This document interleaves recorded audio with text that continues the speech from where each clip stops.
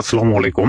Canada work permit visa, আগে আপনার কাজ পরবর্তীতে টাকা। এক কথায় আগে ভিসা নেবেন, তারপরে আপনার টাকা দিতে হবে। তো মূলত কথা হচ্ছে যাদের হাতে একান্তই যাদের হাতে পাসপোর্ট আছে, তারা শুধু যোগাযোগ করবেন। যাদের পাসপোর্ট মালিকের কাছে, এজেন্সির কাছে, তারা যোগাযোগ করবেন না। অবশ্যই পাসপোর্ট হাতে নিয়ে যোগাযোগ করবেন, কারণ সর্বপ্রথম মূল কাজ আপনার পাসপোর্টের। তো মূলত কথা হচ্ছে যে কানাডা ওয়ার্ক পারমিট ভিসায় অগ্রিম কোনো এক পয়সাও আপনাদেরকে দিতে হবে না। অগ্রিম কোনো টাকা আপনাদেরকে দিতে হবে না। আপনাদের কাজ হবে, তারপরে আপনারা টাকা দিবেন। ঠিক আছে, খুব সীমিত খরচে সীমিত সময় আপনারা আমার মাধ্যমে কানাডা আসতে পারবেন। তো মূল টপিকে আসি। কথা হচ্ছে কানাডা ওয়ার্ক পারমিট ভিসার জন্য সর্বপ্রথম আপনার যে কাগজপত্র লাগবে, পাসপোর্টের ফটোকপি, এক কপি, ছবি, ফোন নাম্বার এবং আইডি কার্ড অ্যান্ড আপনার জিমেল আইডি। এই ডকুমেন্টস গুলো দেওয়ার পর আমি কোম্পানিতে অ্যাকচুয়ালি আপনাদের অ্যাপ্লাই করব। নিজ খরচ বহন করে নিজ দায়িত্বে আপনাদের কাগজপত্র প্রসেস করব। করার পরবর্তীতে আপনাদের যদি এম্বাসি থেকে যদি আপনাদের অ্যাপয়েন্টমেন্ট লেটার আছে, বায়োমেট্রিক ফিঙ্গার ইনস্ট্রাকশন লেটার আসে, সেই ক্ষেত্রে আপনারা বায়োমেট্রিক ফিঙ্গার দেওয়ার পর আপনারা টাকা পয়সা দিবেন, যেটা খরচ। তার আগে অগ্রিম একটা পয়সাও দিতে হবে না। এটাই আপনাদের জন্য মূলত সুযোগ। তো যারা চিন্তা ভাবনা করেন যে ভাই আমি কাজের আগে এক পয়সা দেবো না, কাজ হবে 100, তারপর আমি কাজের পরে আমার যত টাকা লাগে আমি দেবো, তো তাদেরকে বলবো লাইভটা শুরু থেকে শেষ পর্যন্ত দেখবেন। ঠিক আছে।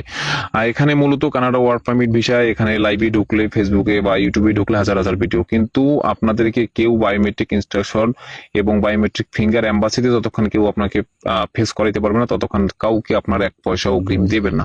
আমি হই আর যেই হই, ঠিক আছে। বায়োমেট্রিক ফিঙ্গার যতক্ষণ আপনি এম্বাসিতে গিয়ে না দেবেন, ততক্ষণ আপনার ভিসার কোনো নিশ্চয়তা নাই। তো একান্তই যারা আসতে চাচ্ছেন, ভিসার নিশ্চয়তা চাচ্ছেন, সেই ক্ষেত্রে আপনার বায়োমেট্রিক ফিঙ্গার দেওয়ার পর, এম্বাসি ফেস হওয়ার পর আমাকে টাকা পয়সা দিতে হবে, খরচ খুব সীমিত খরচ। ঠিক আছে, তার আগে একটি অগ্রিম একটি পয়সা আপনাদেরকে দিতে হবে না। ঠিক আছে। তো মূলত কথা হচ্ছে কানাডা ওয়ার্ক পারমিট বিষয়ে আপনাদের যে কাজগুলো আছে, সিডি ক্যাটাগরি কাজ: restaurant waiter, restaurant cleaner, restaurant kitchen helper, farm house, construction, driving, carpenter, হ্যাঁ, এগ্রিকালচার, আপনার অফিস ক্লিনার, অ্যাকচুয়ালি ইত্যাদি আপনাদের কাজ আছে। তো এটি সিডি ক্যাটাগরি কাজ, 3100 কানাডিয়ান ডলার, বাংলা 2,48,000 টাকা স্যালারি। ঠিক আছে। যাদের হাতে হাতে পাসপোর্ট আছে, মূলত তারাই শুধু যোগাযোগ করবেন। পাসপোর্ট ছাড়া আপনারা কাজ করতে পারবেন না, পাসপোর্ট ছাড়া কোনো কাজ হবে না। তো যে দালালরা আপনাদের কাছ থেকে আগে অগ্রিম টাকা চায়, তাদের সঙ্গে যদি যোগাযোগ করেন আপনারা, আপনাদের অ্যাপ্লাইয়ের জন্য 20,000, ওয়ার্ক পারমিটের জন্য 30,000, এলএমআই এর জন্য 10,000, এভাবে আপনারা ধাপে ধাপে আপনাদের কাছে হাজার হাজার লক্ষ টাকা আপনাদের কাছে নিচ্ছে, আপনারা বুঝতেও পারতেছেন না। আপনারা সাবধান হন এবং এম্বাসি ফেস হওয়ার আগে কাউকে, আমি হই আর যে হই, কাউকে অগ্রিম একটি পয়সাও দিবেন না। কানাডা ওয়ার্ক পারমিট ভিসার জন্য একটি পয়সাও অগ্রিম দিবেন না।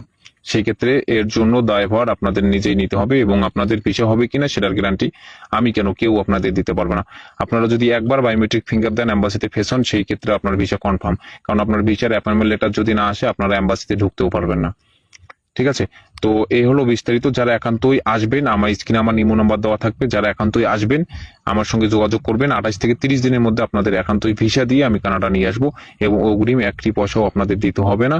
আপনারা কাজ হবে, বায়োমেট্রিক অ্যাপয়েন্টমেন্ট পাবেন, এম্বাসি ফেস হবেন, বায়োমেট্রিক ফিঙ্গার দেবেন, এরপরে আপনাদের যে খরচটা, যা সীমিত খরচ, আপনাদের দিতে হবে।